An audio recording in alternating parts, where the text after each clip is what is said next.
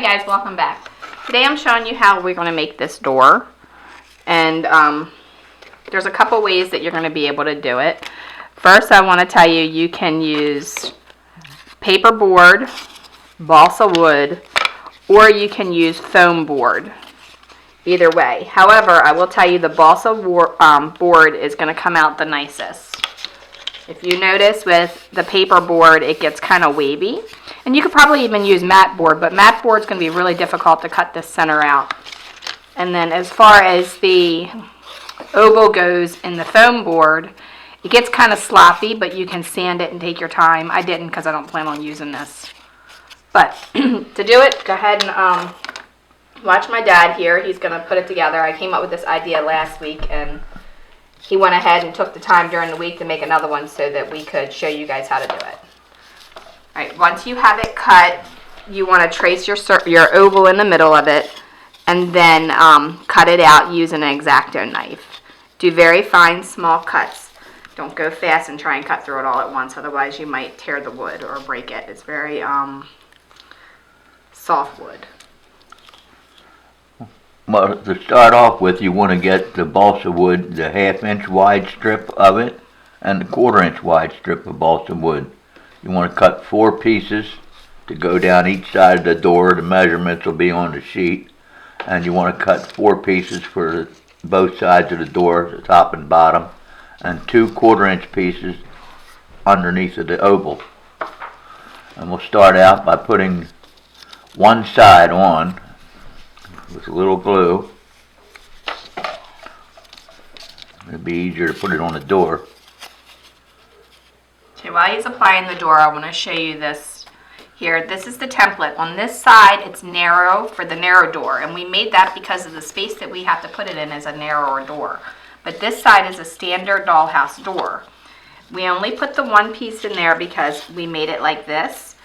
At the bottom, see how it doesn't have that extra piece of wood? However, if you want to add that extra piece of wood, then you just cut it a little bit smaller on each side so it fits in there, and then one to go on top of that.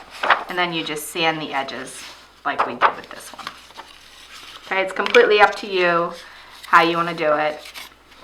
And you can also take this same exact style door without the oval in it, and you can turn it into a screen door as well.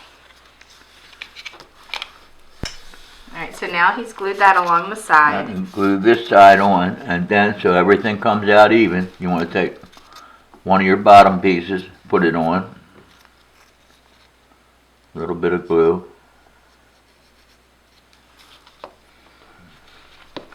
put it even with the bottom edge,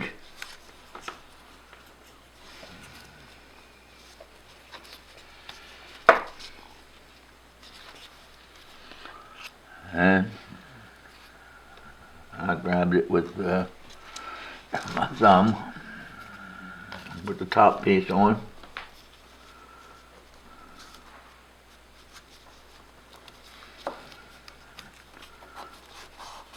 I don't have enough glue on this piece.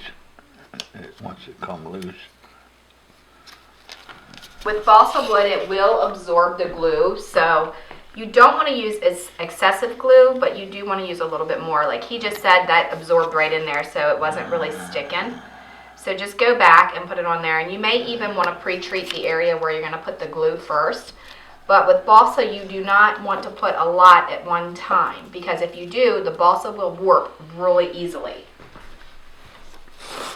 So it's better to do a little bit and then go back and do a little bit more, or pre-treat it. And what we mean by pre-treating it is go along it, rub it in the wood, let it dry, and then put the amount of glue that you need in that area.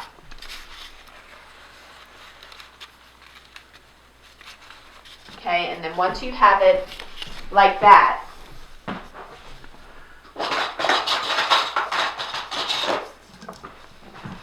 you can get some clamps, and you can clamp it so that it stays in place. You can see how it wants to warp up until it dries. But when you're clamping it, you also want to use popsicle sticks so that it doesn't dent the balsa wood.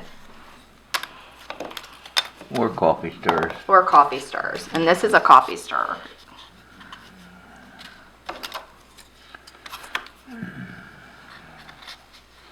The coffee stirrer is long enough to go the whole length, so we'll put it here.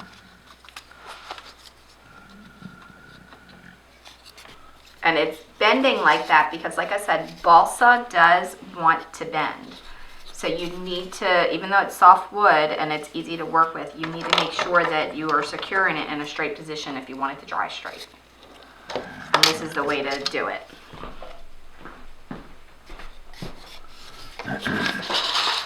If you don't have regular clamps like those, but you can get those really cheap at a hardware store, you can always go to your office store and buy some of these.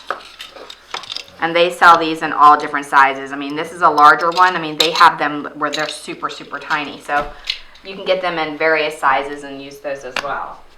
You can leave them over here because we're going to put them on top and bottom.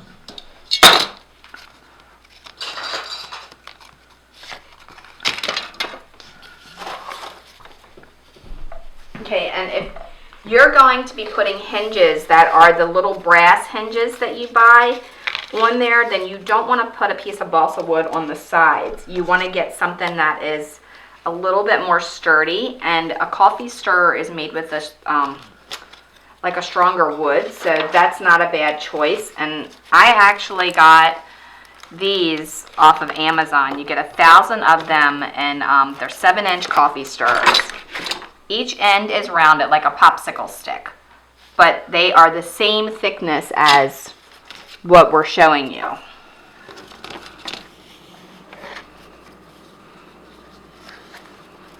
Okay, so balsa wood coffee stirrer. And if you're ordering them on Amazon, you want to be really careful because they sell lots of different ones.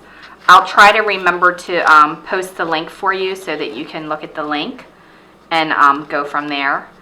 However, I want to say, I don't know, I want to say they go from like $10 to $20 for 1,000 of them, depending on what vendor you get them from. And these little stirrers have a lot of uses for them. And I'll put that in another tutorial, as well as hardwood floors and stuff. You can use it for that. Okay, so now he's clipping the other side. And that door is pretty much done. You want to do the same exact thing to the other side. And then you want to put your middle piece across here, the same way we did the bottom and the top. And then, you know, make it straight with like a piece of wood in there. Because like this, when I clamped it, it moved. So you want to make sure that when you're clamping it, it's staying on one side, or do one side, let it dry, and then do the other side. I was impatient when I did this door, and I clamped it, tried to clamp them both together. That's a bad idea, don't do that. Let one side dry, move on, because when you put the popsicle stick here and you clamp it and it's still wet, what happens is it moves when you're trying to clip those clamps on there. So definitely make it dry, or let it dry before you do it. And again, you can just kind of use the coffee stirrers, cut them on the ends, take the roundness off of them. They're plenty long enough to do that with. And this is the foam board, which I don't particularly like this, but it's an option if you don't have access to the tools that you need to cut it. All right, so that's basically all it is to doing a door, except for doing the bottom, and we'll show you that. Well, we put this center strip below the oval part of the window, and this part has the bevels on it to make it look like an additional panel. And we're going to put that down in here.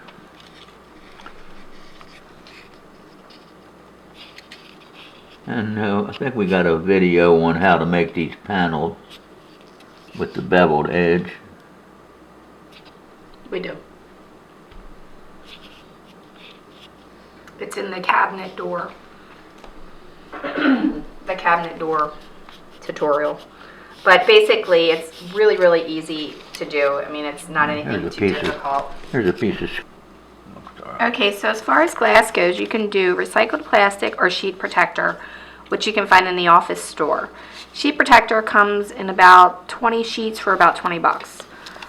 They don't sell it individual. However, you can find some clear portfolio things that have the sheet protector on it, or you can use plexiglass, whichever works for you. And if you don't have access to that, you can buy one of those folders that are tinted like this. So that you can put that in there, use some crazy glue to apply it, or if you want to pre-paint your wood, then you can glue this on top of it. You probably already have some of it if you bought stuff at the grocery store that comes wrapped in plastic, you know, or at the toy store or wherever. It's got clear plastic packaging. You can cut it off of that. See the difference? You can kind of see the difference in the finger. This is the clear plastic, and then this is the folder, and it's just cut the same size. And they're about the same thickness. So you can go ahead and do that for glass in it, and then just attach it with some crazy glue, or you can attach it with some two-sided tape. Just put a couple little pieces up in the corner so you don't see it as much. It's up to you.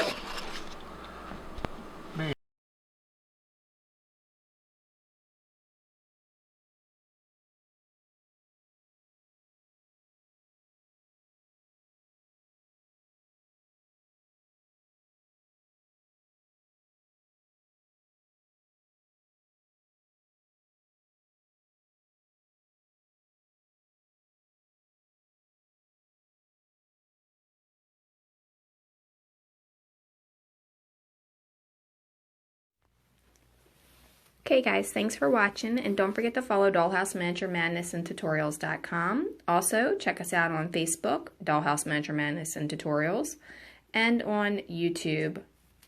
Like and subscribe to the channel because we post videos all the time. And leave a comment, question, or suggestion because we love hearing from you. And if you like Pinterest, we have tons of pins on there as well under Laurie Holden Heisler. Alright, thanks a lot. Have a great day.